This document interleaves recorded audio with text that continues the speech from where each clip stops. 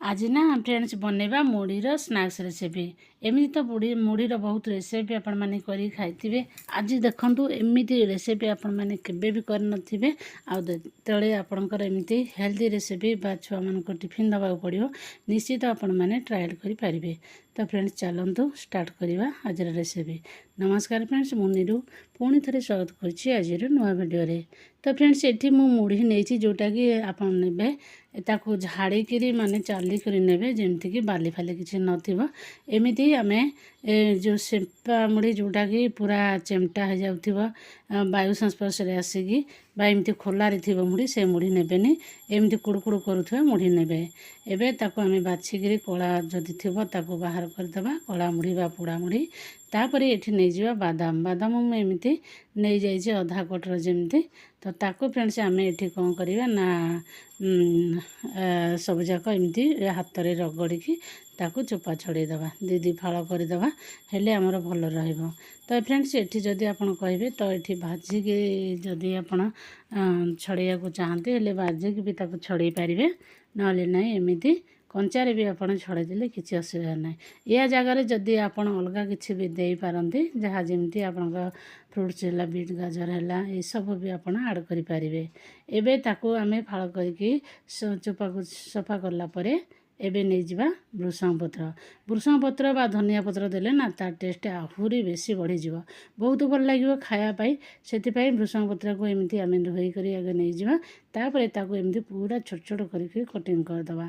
एठी भृषंग पत्र जगह रे आपण माने धनिया पत्र भी सेम एमती छोट छोट कटिंग करी दे पारंती।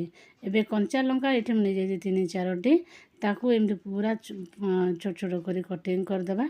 जदि छोट पिला अछंती आपणकर हेले आपण कंचा लंका एमती दबा को चाहनांती हेले बे स्किप कर पारंती आ जदि बड़ लोक खाउथिबे आपण ताकू दे नेबे। एबे फ्रेंड्स देखंतु एठी हमर पियाज नेछि मीडियम साइज रे गोटे पियाज ताकू ए परि चोपा छड़े दबा एकदम चुन चुन करी बारीक करी काटी दबा। बेसी बड़ बड़ पीस करिवेनी जेमती कि आमर से मिसवा लगी असुविधा ना हो।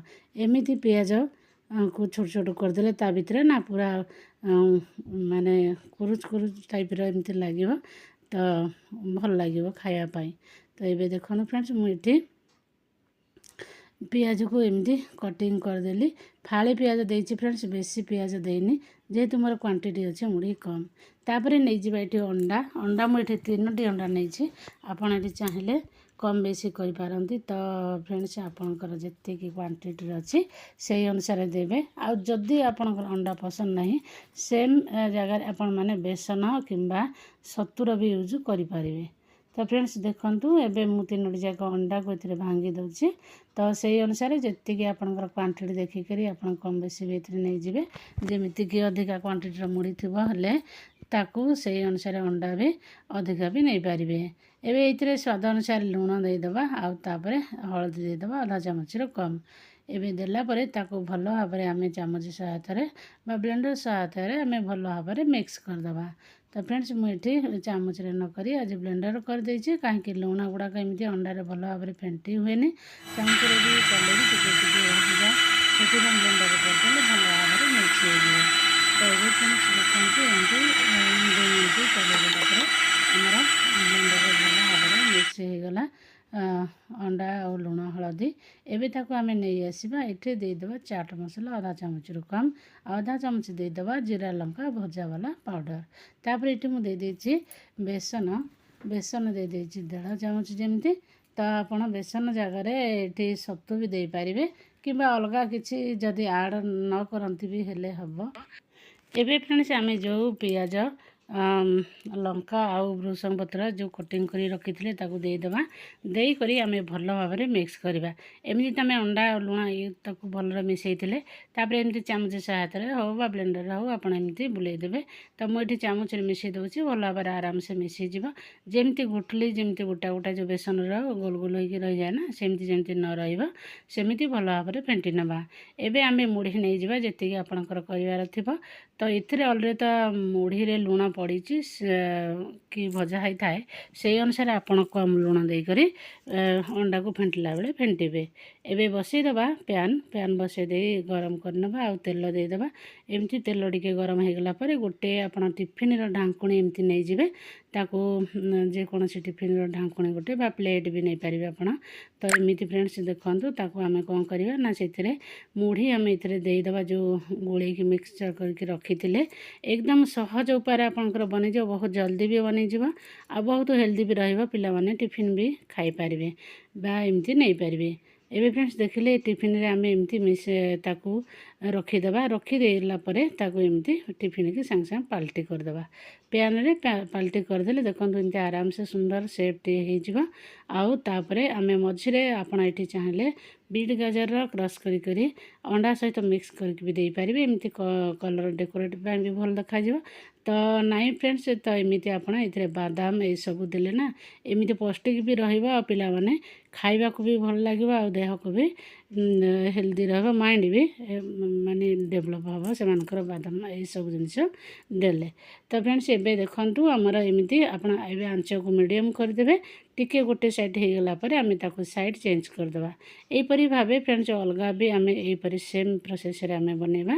ଏବେ ଦେଖନ୍ତୁ ଏମିତି ସେ ପ୍ଲେଟ୍ରେ ମୁଁ ତାକୁ ଦେଇଦେଲି ସେ ମୁଢ଼ିକି ଦେଇକରି ଏହିପରି ଆପଣ ଚାମଚର ସହାୟତାରେ ଏମିତି ପୁରା ତାକୁ ଭଲ ଭାବରେ ଚାରିଆଡ଼କୁ ମିଶାଇ ଦେବେ। ମିଶାଇ ଦେଲା ପରେ ଏବେ ଆମେ କ'ଣ କରିବା, ସେ ମଝିରେ ଏମିତି ଗାଢ଼ା କରିଦେବେ ସେଇଠି, କିମ୍ବା ନାହିଁ ତ ଆପଣ ପ୍ୟାନ୍ରେ ପକାଇଲା ପରେ ବି ଆପଣ ଗାଢ଼ା କରିପାରିବେ ମଝିର। ତ ଏବେ ଫ୍ରେଣ୍ଡସ୍ ତାକୁ ଦେଖନ୍ତୁ ସେମ୍ ପ୍ରୋସେସ୍ରେ ଏଠି ବି ଆମେ ତାକୁ ପାଲଟି କରିଦେବା। ପାଲଟି କଲା ପରେ ତ ଫ୍ରେଣ୍ଡସ୍ ଏବେ ସେମିତି ଏକଦମ ଉଠାଇବାକୁ ଅସୁବିଧା କିଛି ନାହିଁ। ଆରାମସେ ଆପଣଙ୍କର ଏମିତି ସ୍ପାଚୁଲା ସାହାଯ୍ୟରେ ଏମିତି ଉଠାଇ ପାରିବେ, ଯେକୌଣସି ଚାମଚର ସାହାଯ୍ୟରେ ଉଠାଇ ପାରିବେ।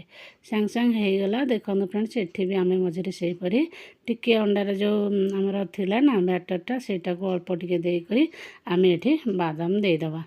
ସେଠି ଯେମିତି ସେମ୍ ଦେଇଥିଲେ ସେମ୍ ପ୍ରୋସେସ୍ରେ ଆପଣ ଏମିତି ଏଥିରେ ବି ଦେଇଦେବେ। ତ ଫ୍ରେଣ୍ଡସ୍ ଦେଖନ୍ତୁ ଏମିତି ସାଙ୍ଗେ ସାଙ୍ଗେ ଯେତେବେଳେ ଆପଣ ଅଣ୍ଡା ଗଳିବେ ନା ବେଶୀ ସମୟ ରଖିବେନି, ସାଙ୍ଗେ ସାଙ୍ଗେ କରିବେ, ହେଲେ ଆପଣଙ୍କର ଭଲ ମୁରୁମୁରୁ ହେବ। ଆପଣଙ୍କର ଯେଉଁ ଆମେ ମୁଢ଼ିର ଯେଉଁ ଏଠି ବନେଇଲେ ସ୍ନାକ୍ସ ବହୁତ ବଢ଼ିଆ ଲାଗିବ ଟେଷ୍ଟ ଆଉ ବହୁତ ମୁରୁମୁରୁ ହେବ। ଆଉ ବେଶୀ ସମୟ ରଖିଦେବେ ହେଲେ ନରମ ହେଇଯିବ ମୁଢ଼ି, ତ ସେଥିପ୍ରତି ଟିକେ ଧ୍ୟାନ ଦେବେ। ଏବେ ଫ୍ରେଣ୍ଡସ୍ ଦେଖନ୍ତୁ ଏପଟ ସାଇଡ଼୍ରେ ଏମିତି ହେଇଗଲା ପରେ ଆମେ ୟାକୁ ବି ଏମିତି ପାଲଟି କରିଦେବା। ତ ଆଞ୍ଚକୁ ଆପଣ ଏବେ ଟିକେ ବଢ଼େଇ ପାରିବେ, ଯେମିତିକି ଆପଣଙ୍କର ଯେମିତି ଆମେ ଟିକେ ଲାଲ ଲାଲ କରିକି ଏମିତି ଟିକେ ପାଚି ହେଲା ଟାଇପ୍ର ହେଲେ ଭଲ ଲାଗିବ ଖାଇବା ପାଇଁ। ତ ସେଥିପାଇଁ ଏମିତି ଟିକେ ଲାଲ ଲାଲ କରି ଆମେ ତାକୁ ଟିକେ କଡ଼ା କରିଦେବା।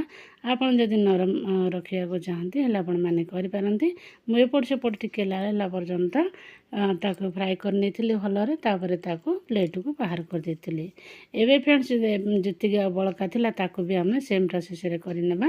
କରି ଏହିପରି ଭାବେ ବନେଇଦେବେ। ଏଇଥିରୁ ଯେମିତି ସନ୍ଧ୍ୟା ହେଲା ସକାଳ ହେଲା ବା ପିଲାମାନେ ସ୍କୁଲ ଟିଫିନ୍ ନେବା ପାଇଁ ଅଲଗା ଜିନିଷ ଦେଲେ ସବୁବେଳେ ଗୋଟେ ରକମର ରୁଟି ଫୁଟି ପରଟା ଏସବୁ ଦେଲେ ନା ପିଲାମାନେ ବି ଖୋଜନ୍ତିନି ଖାଇବା ପାଇଁ। ତ କିଛି ଅଲଗା ନୂଆ କରି ଏମିତି ଆପଣମାନେ କରନ୍ତି। ତ ଏମିତି ଫ୍ରେଣ୍ଡସ୍ ଆମର ଯେଉଁ ଘରୋଇ ଜିନିଷରେ ଯାହା ନର୍ମାଲ୍ ଜିନିଷ ଆମ ଘରେ ବି ଅଛି ନା ସମସ୍ତଙ୍କ ଘରେ ମିଳିବ, ସେଥିରୁ କେମିତି ଆମେ ଭଲ ରେସିପି କରିପାରିବା ସେଇଟା ମୋର ଉଦ୍ଦେଶ୍ୟ। ଆଉ ଫ୍ରେଣ୍ଡସ୍ ସେଇଆକୁ ନେଇକି ମୋର ପ୍ରାୟ ରେସିପି ସବୁ ଆପଣମାନେ ଦେଖିପାରିବେ। ତ ଯେଉଁମାନେ ସବସ୍କ୍ରାଇବ୍ କରିନାହାନ୍ତି ସବସ୍କ୍ରାଇବ୍ କରି ପାଖରେ ଥିବା ବେଲ୍କୁ ଅଲରେ ପ୍ରେସ୍ କରିଦିଅନ୍ତୁ, ହେଲେ ଏମିତି ସବୁ ନୂଆ ଭିଡ଼ିଓ ଦେଖିପାରିବେ। ଏବେ ଫ୍ରେଣ୍ଡସ୍ ଦେଖନ୍ତୁ ଯେଉଁଗୁଡ଼ା ଆମେ ବନେଇଥିଲେ ଟିକି ସବୁ ତାକୁ ଏମିତି ନେଇକି ଆମେ ପ୍ଲେଟିଂ କରିଦେବା। ଏଠି ଚିଲି ସସ୍ ଆଉ ଅନିଅନ୍ ସାଙ୍ଗରେ ମୁଁ ତାକୁ ଏଠି ସର୍ଭ କରିଛି। ଆଉ ଏମିତି ଖାଇବାକୁ ବହୁତ ଟେଷ୍ଟ ଲାଗୁଥିଲା, ଆପଣମାନେ ବି ଟ୍ରାଏ କରିବେ। ରହିଲି ପୁଣି ଦେଖା ଗୋଟେ ନୂଆ ଭିଡ଼ିଓରେ, ସେ ପର୍ଯ୍ୟନ୍ତ bye bye, take care, love you.